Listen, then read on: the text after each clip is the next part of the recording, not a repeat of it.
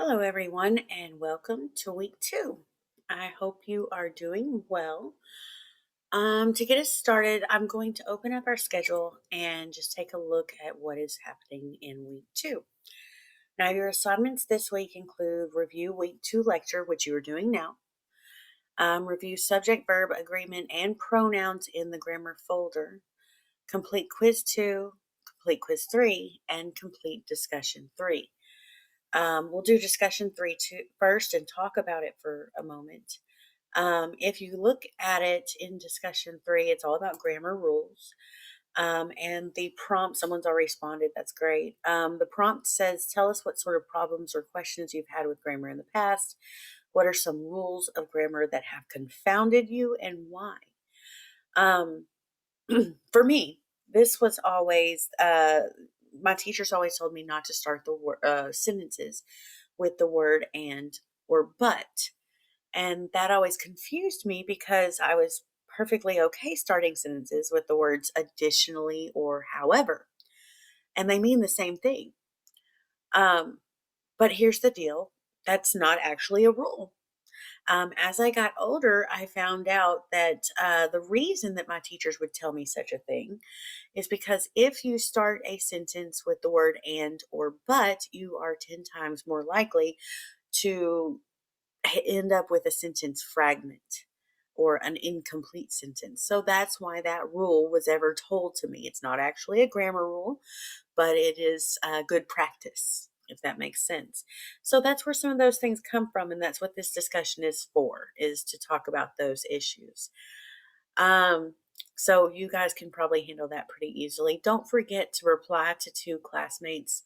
That is pretty much a stable rule for the rest of our discussion boards. Um, in order to earn full credit for your discussion, you need to complete not only a reply to the initial prompt, but also reply to 2 classmates. Okay, the other things due this week include 2 quizzes. The first one covers pronouns, commas in chapter 2, and the second one, quiz 3, covers chapter 3 in successful college writing and MLA format.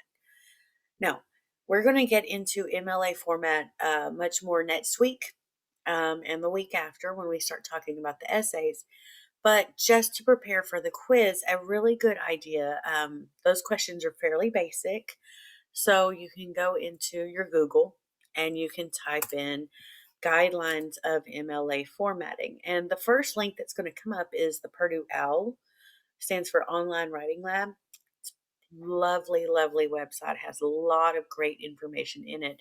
And as you can see, it already has the general guidelines right there for you to look at, but you can click on it and see much more about MLA guidelines. And so that's a really great idea. Before you take that quiz, go in and take a look at these. For the record, MLA is just one format of many. You've probably heard of some others like APA or Turabian. MLA stands for Modern Language Association. So it's the one that all the English folks use, and it's the one we're doing in this class. What happens is every year, teachers like myself get together and they talk about what should an essay look like. What's the easiest way for people to cite sources and to use research in their essays? So that's where a lot of this comes from. Okay. Now, the other thing that we need to talk about for this week is grammar, subject verb agreement, and pronouns to be specific. And we're going to look at those together. You have access already to everything that I'm going to be opening and talking about, so don't panic. All of this is to prepare you for the grammar post test, which is due next week. It won't open until next week, February 1st, and you'll have all week to complete it. So we're just going to be talking a little bit about subject verb agreement and pronouns. I already tackled subject verb agreement a bit last week in our lecture, but I'm going to actually go into our grammar folder and I'm going to go into PowerPoints this time. Now you have access to PowerPoints. If you go back in, you have access to handouts and you have access to 5 different practices that I pulled that I really like that help to practice with grammar. The other thing that I suggest, all of these practices came from the same website that I'm going to show you right now. It's called chompchomp.com. Chompchomp.com. It's kind of lovely. When you go to Chomp Chomp, it's got a shark on the front, so you'll know you're in the right one. I like sharks. And when you go into it, it's kind of wonderful because it shows you rules, PowerPoints, it's got all kind of great resources. My favorite for practice is to go to exercises, and then you can go comma splices, few sentences, fragments, irregular verbs. Notice we're doing subject verb agreement. So, hey, there's subject verb agreement. We're also doing pronouns, and there's lots of stuff for pronouns. But I'll just show you subject verb agreement. You can either do the interactive exercise or the handout. You have the handouts already that you need right there in Blackboard. But if you go into Chomp Chomp, you can do the interactive exercises, which I love because it will tell you the answers immediately and it will tell you why. So it'll also explain what the answer should have been. That's why I like chompchomp.com. So I highly suggest after you finish tonight's or today's lecture, this week's lecture, go into Chomp Chomp and practice subject verb agreement and pronouns just to get familiar and give yourself a chance on that. You also have access, again, I want to remind you, to the writing studio over here on the left menu. You can click on it and you can actually call them up. There are tutors. Click here to learn how to use tutor.com or the writing studio. Go to the writing studio. You can call them up and they will help you prepare for grammar. So it's kind of wonderful. Tutor.com will also do that. But remember that on tutor.com, you only have 2 hours available for the 8-week semester. So I suggest holding on to that until we get to the essays because you may need that tutoring time at tutor.com. Whereas the writing studio, you have as much time as you need and they are lovely people. All right, so subject verb agreement first. I'm just going to open up the PowerPoint. Again, you have access to this and you can look at it on your own without the lecture at any point in time. But I'm just going to kind of quickly run through it and talk through some of the things with subject verb agreement. Again, very similar to the handout that we looked at together last week, but just to kind of beef it up a bit and give you a few more examples. Now, subjects are places, people, and things. That's the subject. A verb is the action. Okay, that's the best way I know how to describe it for you. So the most important point to remember is that the noun or pronoun subject of a sentence must agree in number with the verb. They have to agree in number. So we're talking singular and plural. If the subject is singular, then the verb must also be singular. And if the subject is plural, the verb has to be plural. That part's pretty easy. So guideline number 1, in many cases, a singular noun will not end in S, but a singular verb will. The plural noun will not end in S, but the plural verb will. So the same examples we had last week, the wise student, that's one person, studies, that's plural, that's singular. Whereas the plural version, wise students, there's many of them, they study. So the sly politician, he lies. The sly politicians, they lie. Pretty easy so far, right? So here's an example. Mr. Jones often shows cartoons in class. Mr. Jones is singular, so he shows cartoons in class. All right, number 2, a subject may never be an object of a preposition. Sometimes a prepositional phrase comes between the subject and its verb. So we have a singular subject, the carnival, with its dangerous rides and foods. That is the preposition right there. with its dangerous rides and foods. That's a prepositional phrase. Okay? So the carnival attracts large crowds to the Walmart parking lot. Rides and foods are object of the preposition with, so they're not subjects of the verb. The thing doing the action is the carnival, not the rides and foods.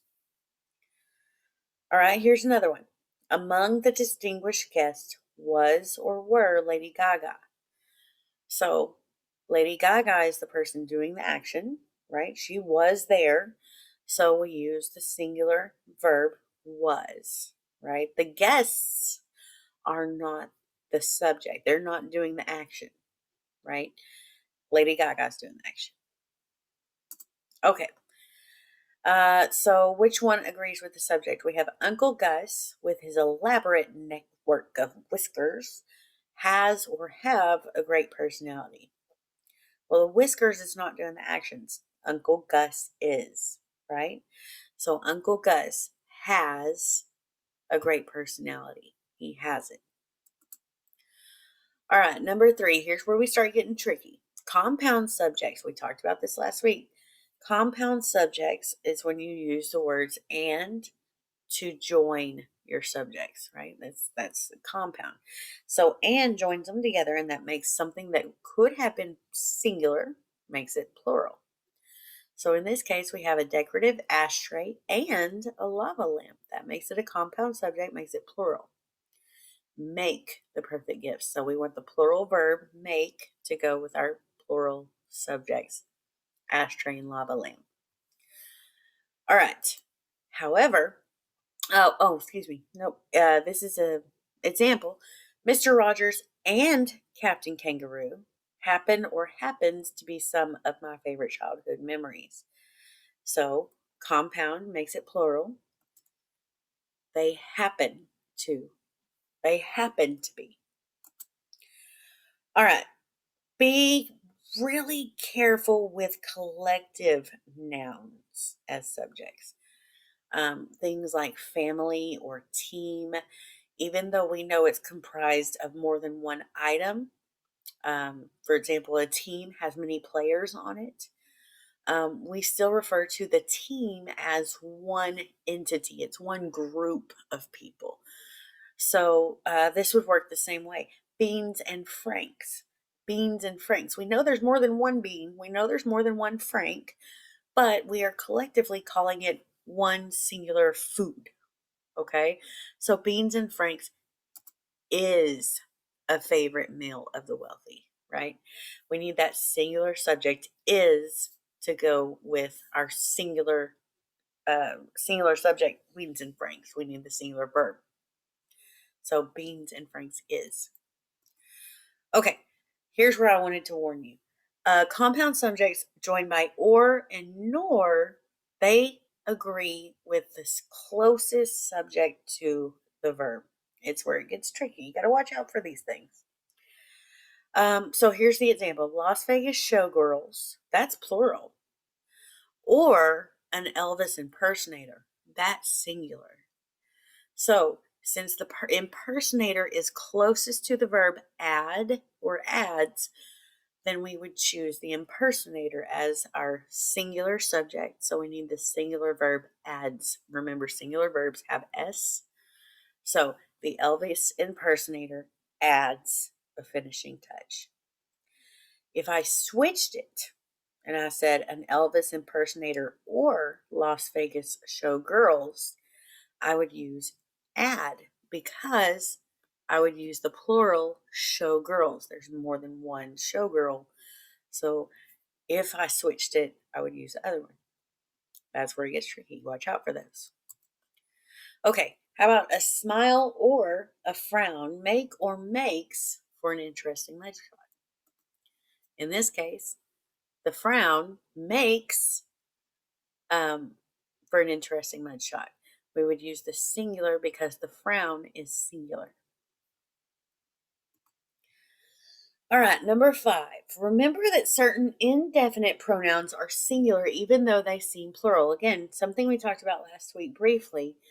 I want you to imagine that every time I say one of these words that I'm holding up my big giant number 1 finger at the ball game. Okay, the big foam finger that everybody holds up. I have one of those on my hand, in your imagination right now. And every time I say one of these words, I'm going to hold up that finger because it's singular. All right. So when I say the words everyone, that's singular. Everybody, singular. No one, singular. Nobody, singular. Each, either, none, and neither. All of those things sound plural, but they are in fact singular. Again, it's because you are taking a group like everyone. We know there's a lot of people when you talk about everyone, but it is in fact singular because you're treating it as one group. Okay? So here's an example. Each of the wrestlers, again, that's one of those key words, singular. I'm holding up my giant foam finger saying each of the wrestlers takes ballet lessons. So we need that singular verb. Either of the essay assignments, singular. Offers, also singular. Make them match. They have to be singular. In both of the above examples, wrestlers and assignments are objects of the prepositions, therefore they cannot be subjects. The subjects is each and either. All right, how about this one? Neither of the dogs was or were pleased with the grooming. Neither of the dogs was or were pleased with the grooming. Neither is the subject, not the dogs. Neither is singular. So if we have a singular subject, we need a singular verb. Was. Neither was. All right. Again, never rely solely on what sounds right. I know it probably doesn't sound right, but we have to go with what everything says, what the rules say. Okay, that's all I have on subject verb agreement. Again, I want to invite you to go to chompchomp.com and practice subject verb agreement. But for the purpose of this lecture, we have one more PowerPoint we're going to go through very quickly. And this one is on pronouns. Pronouns work very similar as subjects and verbs. A pronoun, if you remember from grammar school, you probably see it pretty often, pretty quickly. Pronouns are the words that replace your nouns. So if I say Jimmy, a pronoun to replace Jimmy would be he, right? Or him. So a pronoun is a word that takes the place of a noun or another pronoun. It keeps us from having to write the same word repeatedly. For example, I wouldn't want this sentence in my essay. Bob went to the movies to see a film Bob had been anticipating. However, when Bob arrived, Bob realized that Bob's wallet, where Bob kept all of Bob's money, was empty. I mean, how annoying is that sentence? So instead, we get to use pronouns. So Bob went to the movies to see a film he had anticipated. However, when he arrived, he realized that his wallet, where he kept all of his money, was empty. Sounds much more smooth, much easier to read. I don't stumble as much. Those pronouns really make our lives a lot more simple. This is a YouTube video. For the sake of time, I won't play it, but it's one of those lovely from Schoolhouse Rock videos. Oh my gosh, I love those. So I'll invite you to take the time to look up this particular video. It is so great, and it will get stuck in your head for a while. So, okay, the antecedent. We need to talk about antecedents. The pronoun or noun that a pronoun replaces is called the antecedents. So the prefix ante means before because the antecedent comes before the pronoun that replaces it. Bob is the antecedent. He is the pronoun.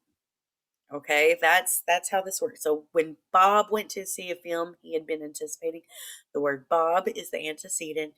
The word he is the pronoun. Now we're going to talk about this because it makes it easier to explain this next part.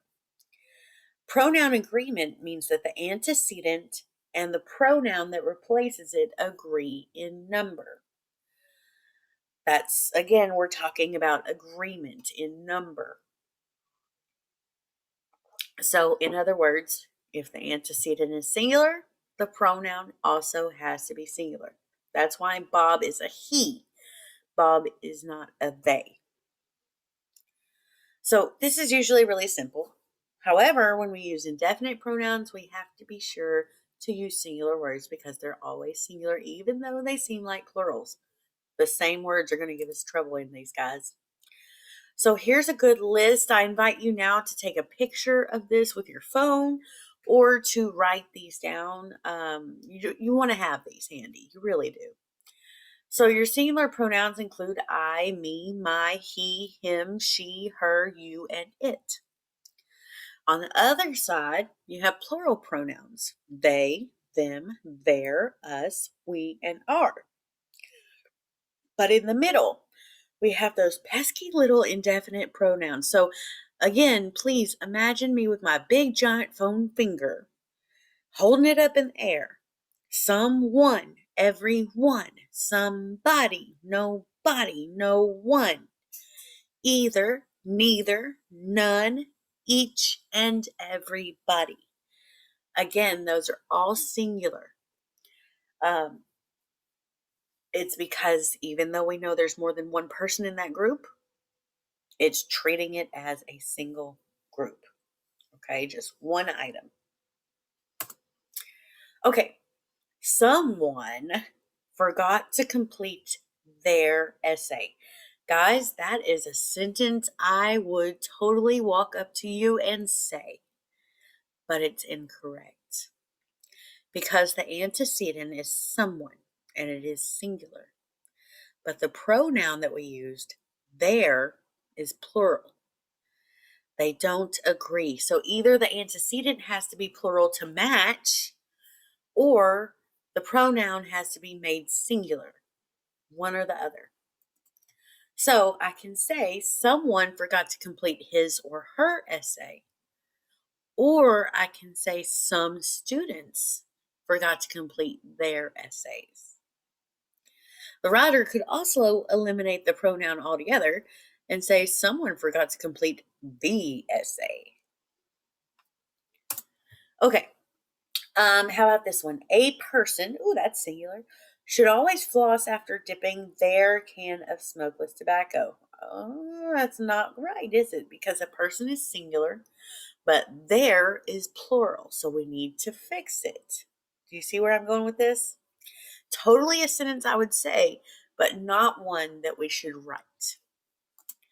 Okay, so we can correct it. A person should always floss after dipping his can of smokeless tobacco.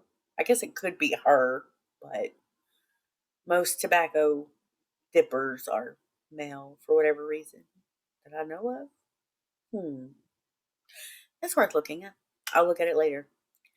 All right, or we could say people should always floss after dipping their cans of smokeless tobacco. It sounds a little passive aggressive, but you could use it. Or you could eliminate the problem and say a person should always floss after dipping a can of smokeless tobacco. There we go. All right, here's another one. Everyone gets angry when an instructor laughs at them. Again, I'd totally say that sentence, but it's not correct. Okay, you got to fix it. So you can fix it and say everyone gets angry when an instructor laughs at him or her. Or you can say all students, make it plural, get angry when an instructor laughs at them. Those are both correct. All right, onward. Pronoun reference. Oh, pause for a moment. I'm going to show you guys real quick. We just went over pronoun agreement. So if you go into chompchomp.com, go into the exercises, notice there's pronoun case, pronoun agreement, pronoun reference. We're going to be talking about all three, and they have exercises for all three. We're talking about all three because they all go together. Okay, pronoun reference then is the next one we're dealing with. Similar, but a little different. Pronoun reference deals with the passages of writing in which all pronouns are easily matched with their antecedents. So, pronoun reference problems occur for two reasons. First, such a problem can occur when there are too many possible antecedents for one pronoun. So, in this example, Jim and Bill went water skiing and he forgot his arm floaties. Well, there's a problem there, right? Because I don't know, was it Jim or Bill who forgot his arm floaties? Which one did it, right? So, being very careful to be very specific about who we are talking about. Also, a reference problem can happen when there are simply no antecedent available. So, here's one. We would say this all the time. It's a problem, guys. I received a speeding ticket yesterday. They should raise the speed limit in this town. All right, somebody please tell me, who is this they that you speak of? Because I need to know. I need to go talk to them. All right, who is they? You haven't told me. So this is why we have troubles with pronoun reference. I see it very, very often. If you forget to tell me who they is, okay? So be sure you're always being very careful and to be clear. And that's what pronoun reference is. Just being clear about who's doing what. All right, here's a good example. Rastus helped Bubba when he went down to the dentist office. Even though he didn't feel well, he still saw his patients. On the way, Bubba's car had a flat tire and he got out to help him. Rastus and Bubba couldn't understand why Darlene and Bessie were angry, but it was obvious that she didn't expect him to show up late for her daughter's prom. Anyway, they took off their fancy dresses and went to bed. Wow, can you see the problem with this paragraph? I cannot tell you who is doing what at any point in that paragraph. Who took off their dresses and went to bed? Because right now it might be Bubba, it might be Rastus, or it might be Darlene and Bessie. We don't know. All right, so we're going to fix it. Rastus helped Bubba when Bubba went to the dentist office. Even though the dentist didn't feel well, he still saw his patients. On the way, Bubba's car had a flat tire and Rastus got out to help him. Rastus and Bubba couldn't understand why Darlene and Bessie were angry, but it was obvious that Bessie didn't expect Bubba to show up late for her daughter's prom. Anyway, Rastus and Bubba's dates took off their fancy dresses and went to bed. That is much better. Now I can tell you who is doing what. Do you see the difference? Okay. Last but not least, we're going to be talking about pronoun case. This is who versus whom primarily. It also applies to whomever versus whoever, but this is actually it's going to sound hard at first, but it's going to be easy. All right. All right. Just as all pronouns have a number, they also have a case. Pronouns are either subjective, meaning they act as the subject of a verb, or objective, meaning they act as a direct object, indirect object, or object of a preposition. Okay, I'm going to show you. Okay, again, I encourage you, take a picture or write this down. Subjective pronouns include who, he, she, they, I, and we. Objective pronouns include whom, him, her, them, me, and us. Now, when we're talking about who versus whom specifically, one of my favorite ways to consider it is if you can replace, this is one of the easiest ways to do it.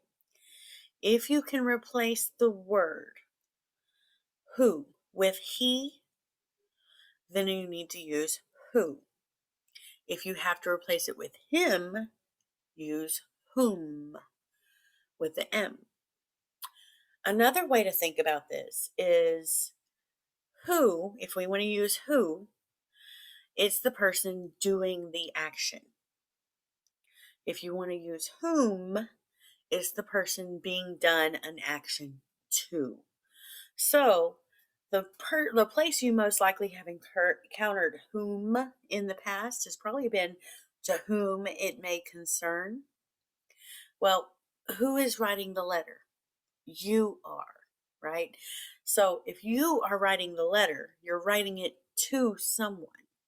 So the verb is writing the letter to this person. I'm writing the letter to this person.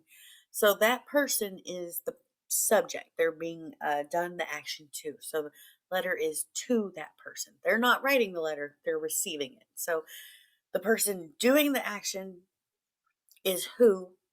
The person receiving the action is whom. If that helps at all, I hope it does. Okay, sometimes young children don't entirely grasp the concept of pronoun case, so they make statements like, me want to go to the toy store.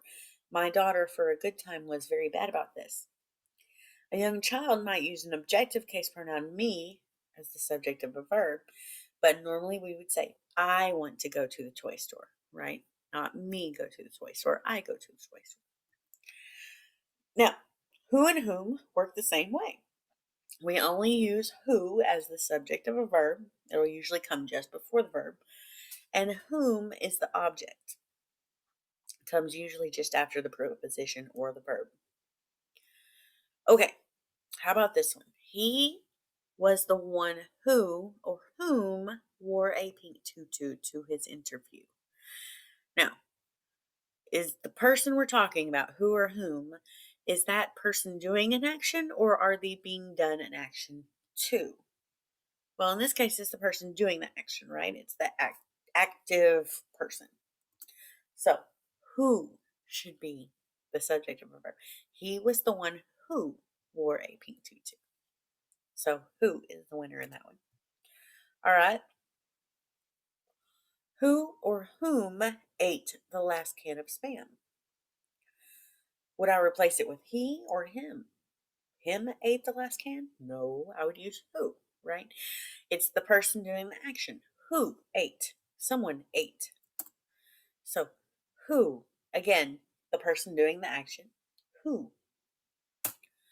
All right. Who or whom did you support in school as most likely to be arrested? Now, who's doing the action? You are, because you supported someone else. So this who or whom, whatever person that is, they're being done the action to. So in this case, we would use whom. Whom did you support in school? So it's the direct object of the verb. You is the subject. The verb is support. And whom is the word we want. All right. With who or whom did you go to get your new tattoo? Again, you are doing the action. So the person whom is being done the action to is the one we want. We want whom. With whom did you get your new tattoo? All right. I always feel like an owl after this particular lesson, but that's okay. Things get easier with practice. And again, I cannot emphasize this enough. Do not always depend on what sounds right. We got to know the rules, use the rules. Okay, folks, next week we will be dealing with commas before you take the grammar post test. But for now, I think that's plenty.